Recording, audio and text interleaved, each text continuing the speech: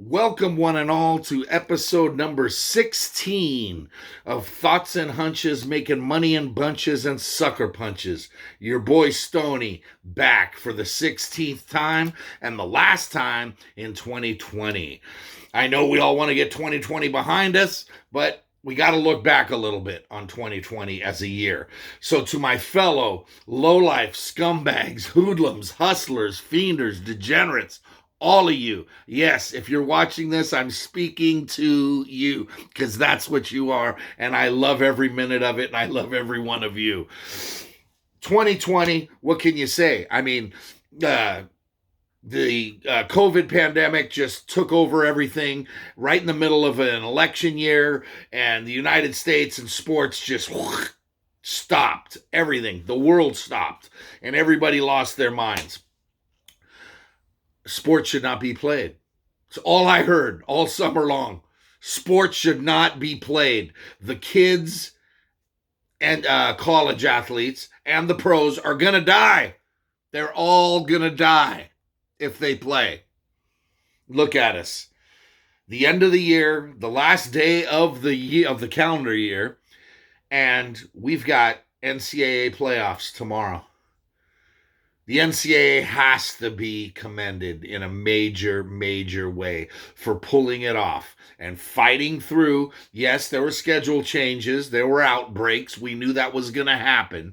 But no major hospitalizations, certainly no deaths, nothing that can be traced back to COVID-19 as far as sports go. So we can only be happy, and we can look forward to 2021 where hopefully we can get more fans into stadiums throughout the rest of the country as opposed to just the South, and a couple of other stadiums here and there and arenas here and there. But for the most part, the South has been letting fans attend. I mean, not full houses, but they've been letting fans go, and it's been great. I haven't been to any games yet. I really wanted to go to a college basketball game last night, 10 minutes away at Belmont, but decided not to. Anyway, that's neither here nor there. Let's move on. Last week, we didn't have our world's best week. We went 16 and 15, which is what it is. And it was the classic roller coaster week. You're up, you're down, you're kind of sideways and all over the place. We couldn't catch a groove, and the only grooves we did catch were bad grooves on the losing side of things, but eventually we started to catch back up. Now, there were cancellations again. I mean, I gave you 36 picks, and only 31 of those games were played. So anyway, 16 and 15, not the end of the world. We can look at right now our overall season record for every pick that I've given you in the 15 weeks. 168 wins, 113 losses. That's a 59.79%. Granted, it's our lowest of the year. But 59.79 beats everybody else who's giving you their picks for free, documented. Just remember that. Everything I give you is documented. Okay? So as we move on to the new year, college basketball is tough right now because of a lot of big games going on Saturdays, and Saturdays are like they're awesome. Next week's video will come out Friday night, and I'll have a ton of games for you that we'll be able to fire on Saturday. But right now, there ain't no lines out for Saturday, so we're going to have to give you the lines for New Year's Day. So here are your Friday games, New Year's Day edition college basketball. Last week, we went 4-4 in college basketball on Christmas Day. And that's saying something considering we started the day 0-3. But, we managed to fight back. 31-14-1. That's a 68th percentile in college basketball. That's obviously our bread and butter, and we've just been killing it all season with it, all early season. But as I told you, the numbers would fall back down to earth after just an amazing 80% in the first couple weeks. But anyway, 68.8%, can't beat that. Here we go. Tomorrow's games, New Year's Day. We're going to start with UW Milwaukee, right? University of Wisconsin Milwaukee. They've won 3 straight, right? They're playing at Robert Morris right now, who's dropped 3 out of 4. Morris is struggling. They can't shoot the 3, and they're not very deep. They're only running maybe 7, 8 guys at the most out there. Well, Wisconsin, Milwaukee, the Panthers can get up and down the floor, and they're 3-1 right now, while Morris is 2-3. We like Wisconsin, Milwaukee to take this one at plus 1.5, as Morris is a 1.5 point favorite at home. So we'll take the Panthers. Next up, Rice versus UTSA. Texas San Antonio, Battle of Texas, Houston versus San Antonio. We like Rice plus 1.5 against the Roadrunners. The Roadrunners are 4-3, and Rice is 6-2. The Roadrunners have won 2 in a row, but they haven't played anybody. Their competition level, you look at their schedule, is kind of pathetic. Well, Rice is starting to play better. They've won 3 out of 4. They seem like they're heading in the right direction, and we're going to roll with the Owls tomorrow, plus 1.5. Next, we got Western Kentucky versus Charlotte. Charlotte is sneaky good. They're 4-3. They've won 3 in a row. A couple of nice wins. One big one where they came from behind to knock off App State. And they've been playing really well. And they're sneaky good because nobody expects them to be good. But they're going into R.A. Diddy Arena in Bowling Green, which I've been to. It's about an hour and a half away from here. And Western Kentucky's 7-2. They've won 5 straight. And their losses came against Louisville and top schools at the beginning of the schedule, where they scheduled like crazy. You just don't see a smaller conference, a mid-major, play the kind of schedule that Western Kentucky did. So major props to Western Kentucky for doing that. They're 7-2. They've won 5 straight. They're laying 5.5. So we're going to take the chalk at home against Charlotte and watch the Hilltoppers dance. Sorry, I kind of have an eye on UCLA, Utah right now. It's a heck of a game. UCLA's up 2 with 5 minutes left in Pauley Pavilion. They're really getting after it. Anyway, next up, heading back out to the West Coast. You know how I love my mid-major West Coast late-night basketball games. And we're going to start with CSU Bakersfield laying 4.5 in the Pyramid against Long Beach State. Long Beach State is a mess right now. They're 1-2. They were blown out in both their losses, and they haven't played since December 10th. That was their last game, where they lost by 40 points. So Long Beach State knew it was going to be a long year. It's a rebuilding year. They're going up against Bakersfield right now, who's playing pretty well. And Bakersfield, although they were beaten up pretty good by Stanford, they came back with an impressive win over Pepperdine, and that impressed me. So we're going to take Bakersfield minus 4.5 at the Pyramid. Also tomorrow, Cal State Fullerton versus UCSB. Now, I'm a Cal State graduate, not a UC graduate. The old saying used to be, when a Cal State program is playing a UC program, you always take the Cal State program because they play harder. The UC players are scholarship people, where Cal State people are working hard to try to get there. Anyway, that's not necessarily the case anymore. But here's the breakdown here. This is tough. This one's going to be at the Thunderdome in Santa Barbara. Santa Barbara's 4-3, but they've lost 3 out of 4. So they're trending in the wrong direction. Their free throw shooting is abysmal, and they're turning the ball over way too much. And if you look at Fullerton, they've played 1 game. They're 1-0. Their last game was played 2 weeks ago. Again, contract tracing, COVID, protocol, everything, you name it, whatever it is. They haven't played in 2 weeks. So anyway, they're 1-0, but they're catching 15.5 here. Now, Santa Barbara has lost 3 out of 4. I'm not big on the Gauchos this year, and they shouldn't be 15.5 point favorites over basically anybody. And so we're going to take Fullerton. and see what happens. I know they're missing 2 starters, but Fullerton should be able to play tough enough to cover that 15.5. That's an awfully big number. Finally, the last game that we're going to give you for NCAA basketball. Yeah, I know it's an abbreviated schedule, but that's just the way it is. Only 6 games. And we're going to take UTEP -5.5 against Southern Miss.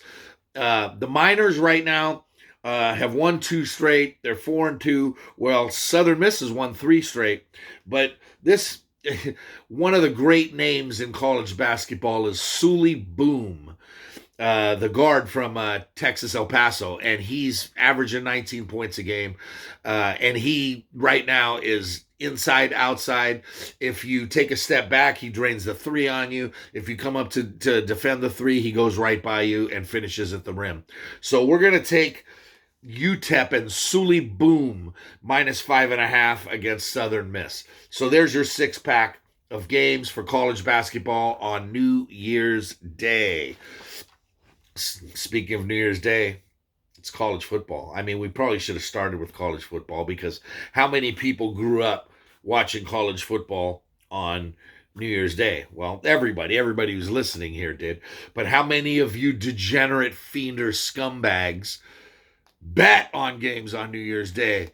And how young were you when you placed your first bet? Well, that's neither here nor there. Anyway, New Year's Day is all about the tradition of everything, and college football, big games, you gotta love it. Peach Bowl tomorrow, big game to start the day. This is an early start for you West Coasters, but the Peach Bowl is going to be a good one. You've got Georgia laying 7.5 against Cincinnati, and this is an undefeated Cincinnati team that feels slighted by the committee. They feel like they deserve to be in the college football playoff.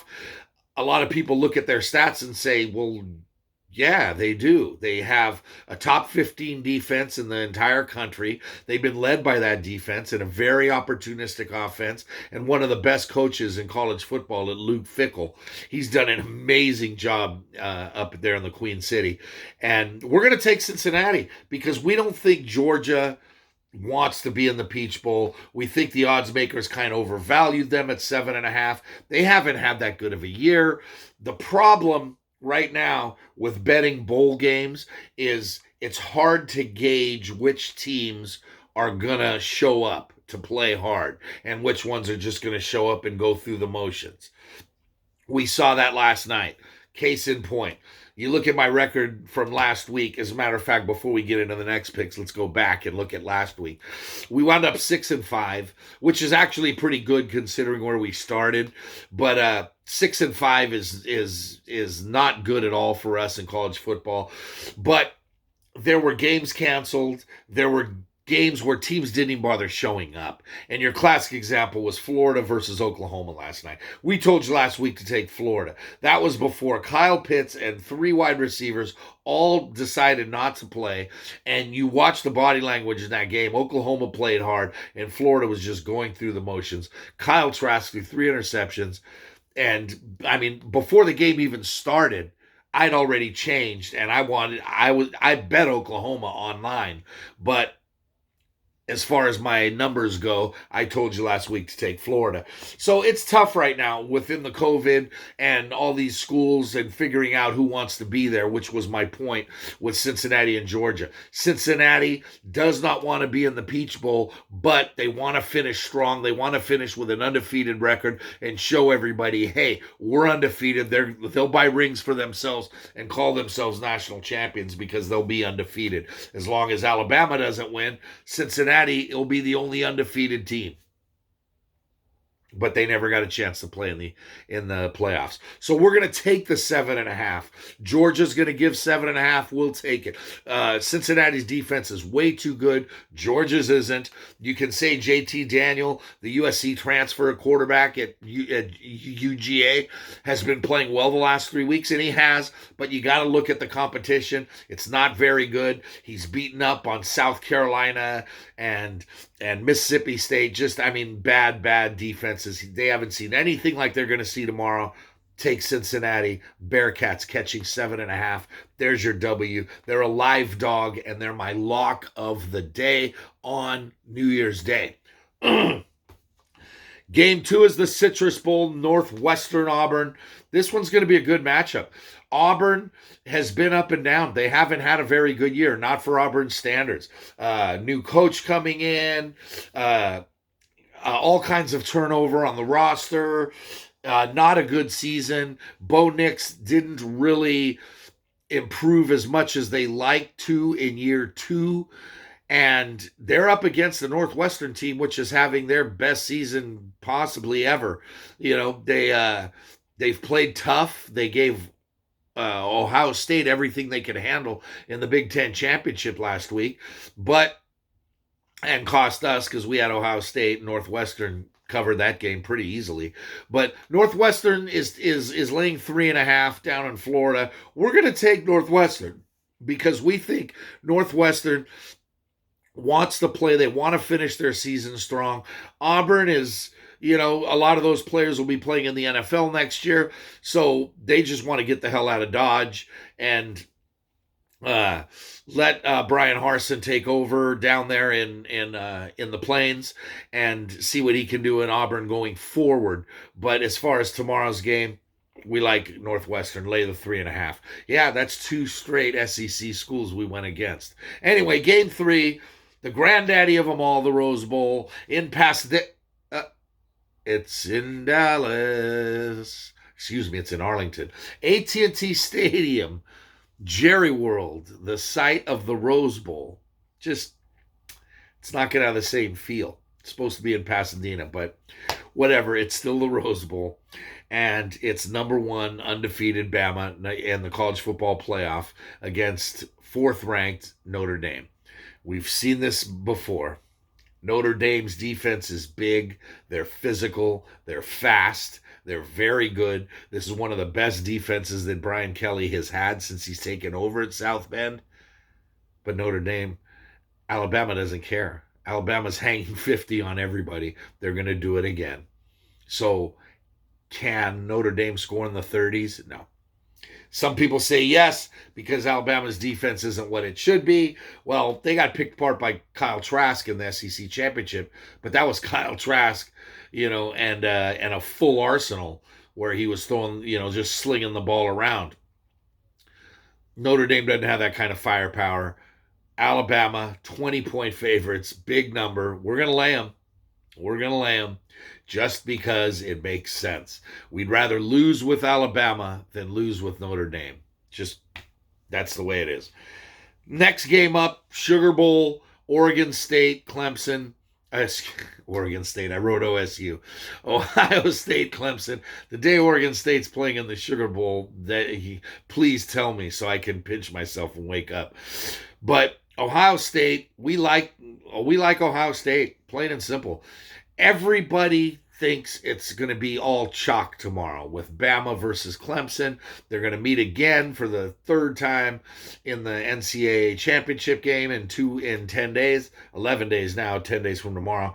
And I don't doubt that. I don't doubt that from happening. But it's a big number, 7.5. The problem here is I don't think we've seen Ohio State's best yet.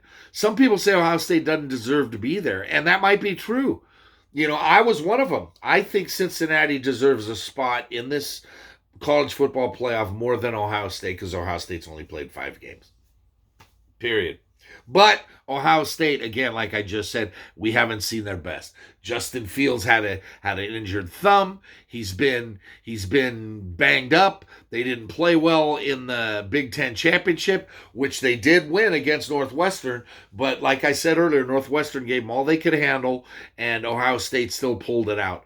But now they're healthy, and they're ready to go, and their defense is going to have to slow down Trevor Lawrence in order for this game to even stay close. And the ace in the hole that Clemson has is Travis Etienne, who's been so quiet lately, and nobody... I'm sorry.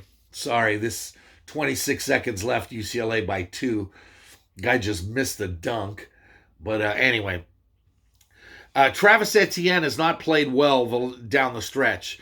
Is he tired from all the touches that he's got the last 4 years, where he became the ACC's all-time leader of every single possible record you could imagine as a tailback? Well, possibly, but he's not getting it done right now, and he's going to have to step up against Ohio State, because Ohio State's going to be there and they're going to bring it. Ryan Day is a hell of a coach, and underrated coach who makes very good halftime adjustments. Now, this is no knock on Dabo Swinney, because Dabo is the man, but we like Clemson to win, but Ohio State to cover. We think this is going to be the better game of the two, and Ohio State sneaks in under the number to get possibly even the back door. That's, at 7.5, that's a large number. Clemson's up by 13 points with a minute left. Ohio State comes down and scores. Boom. Winner. Ohio State. So there you go. Ohio State plus 7.5. We're leaning towards over 66.5 on the total, but that's not going to be one of our official picks. It's just kind of one of, we like it. We're looking at it. We think both offenses are going to score. That's it for Friday. Now we move on to Saturday, January 2nd. 4 more games on Saturday. We'll start with the Tax Slayer Bowl, NC State versus Kentucky. Kentucky's been a complete roller coaster up and down. NC State has been very good this year. They'd had a good year, and they were overshadowed in the ACC by basically North Carolina and Clemson, and obviously Notre Dame. But, and then you look at Miami, the frauds that they are. Donnie O down in Pembroke Pines called them the most fraudulent team in America, and he was right. We went against his advice and told you to take Miami in the bowl game, and they went right ahead and shat themselves. It happens. What are you going to do? Anyway, we like NC State. We're going to take the 2.5. We're going to go back against the SEC, even though we took Bama to cover against Notre Dame. We're going to go back against them, and Kentucky's just, sorry, no faith. We like NC State. They just keep the hammer down, and they just keep coming. And we've made a lot of money off of NC State this year, so we're going to continue. Next up, the Outback Bowl.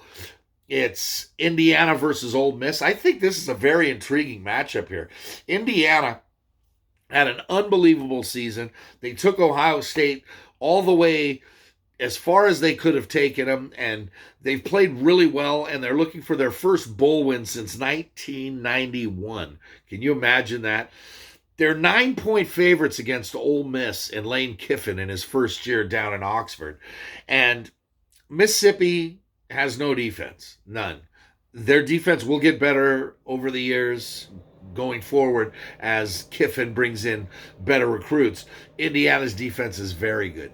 The problem is Indiana's offense isn't all that. So Indiana's got a bad offense versus Mississippi's bad defense. We're going to see what gives, because we know Ole Miss has been on a roll lately, and they've been putting up big numbers. So Indiana's defense is really going to have to step up. We like Ole Miss. We're going to take the 9 points, which is huge. Here's the thing.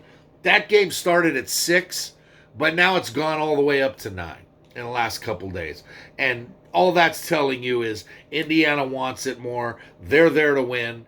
Ole Miss isn't. Ole Miss is, I don't want to say mailing it in, but lines don't move like this. They just don't. Oklahoma the other night, Oklahoma started as a 3-point dog. They closed as 10-point favorites. The line moved by 13 points. Game was last night in the Sugar Bowl. I'm sorry, not the Sugar Bowl, the Cotton Bowl. It was unbelievable. 13-point movement. This one's moved 3 points, and it's definitely got everybody's attention, and it's got more people backing Indiana, but Indiana's all the way up to 9 now. So at 9, I'm going to take Ole Miss. When it was at 6, yes, give me Indiana when it was less than a touchdown. But now it's up to 9, I'll take Ole Miss all day long. The Fiesta Bowl is also played on Saturday. Iowa State, Oregon, another intriguing matchup. Matt Campbell continues to do big things at Iowa State. They're finishing off a great year. They gave Ohio State all they could handle. And uh, they almost came out with that one, but Iowa State is Iowa State. So they're up against an Oregon team, which we just don't have any faith in.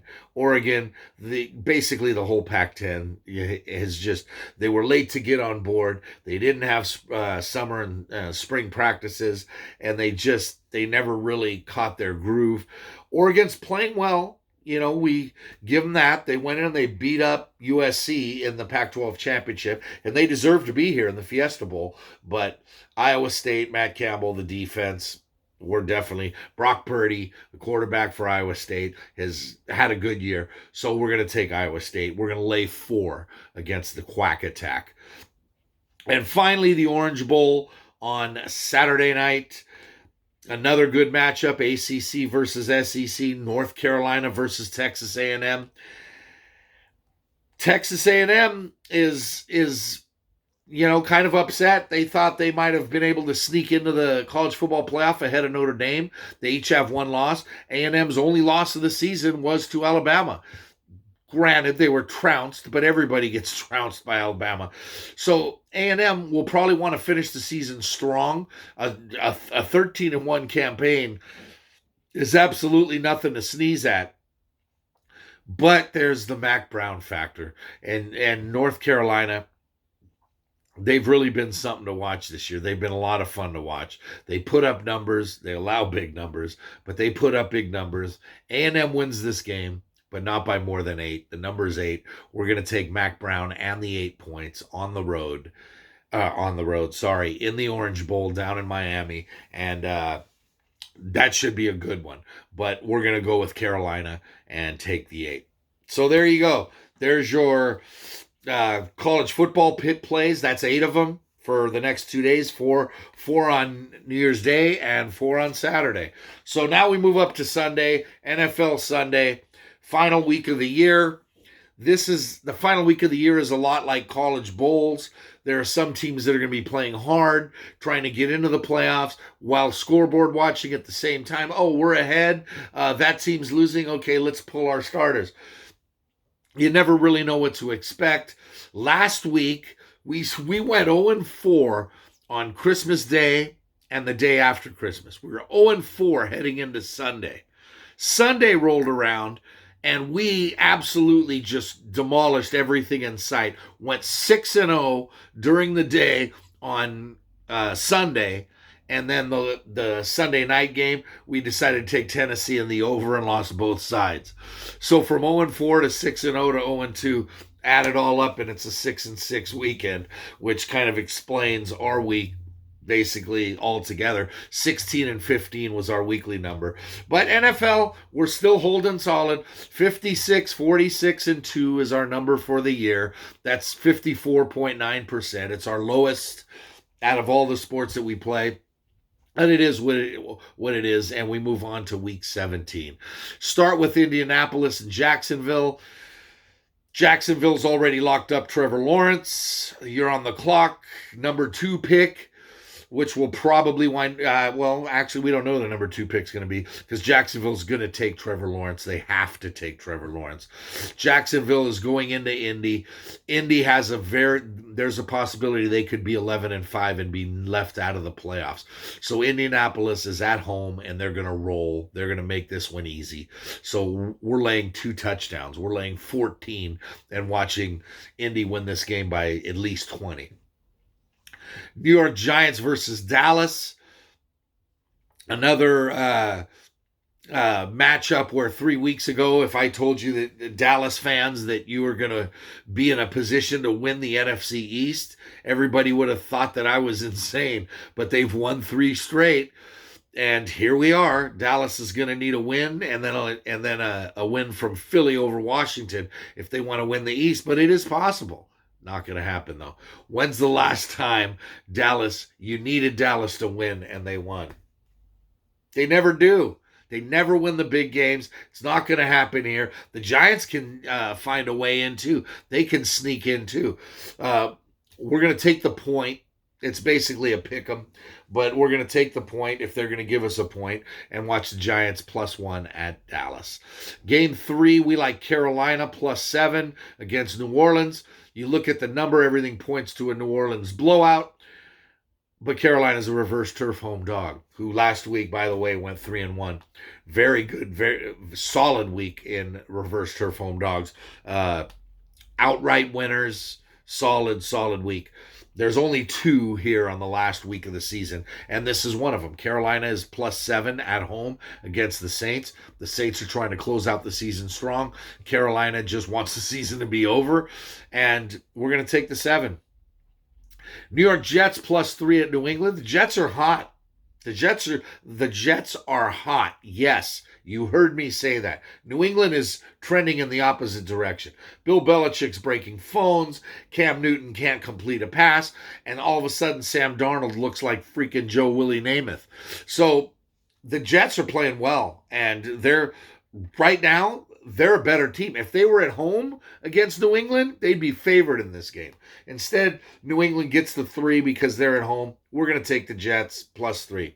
Next up, Tampa Bay -6.5 against Atlanta. We're going to take Tampa. We've seen this story before. Atlanta jumps out to a lead, blows it. Tom Brady comes from behind, wins it.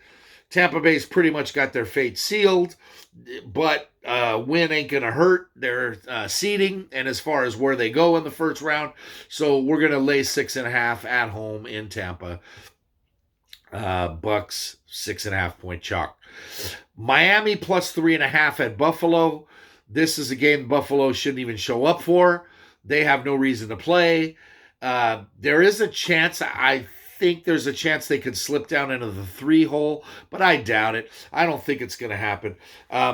That line moved all the way down to 3 because Miami needs it. Miami needs this desperately. Miami loses, they could be on the outside looking into the playoffs and another good team that could finish 10-6 and not make the playoffs. But they're going to start Tua. Fitz will be ready to go. They're not the most tough team. They're not the toughest team out there.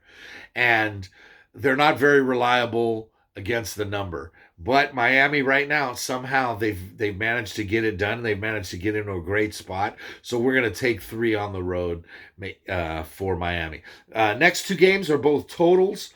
We're going to take Houston, Tennessee over 55.5. We were leaning towards Tennessee -7.5. But Houston always seems to play the Titans tough. And the Titans and Houston can both score. And the Titans were thoroughly embarrassed by Green Bay last Sunday night. So they're looking to finish strong. They want to win the AFC South. And all they have to do is win. They're 7.5 point favorites. And all they have to do is win.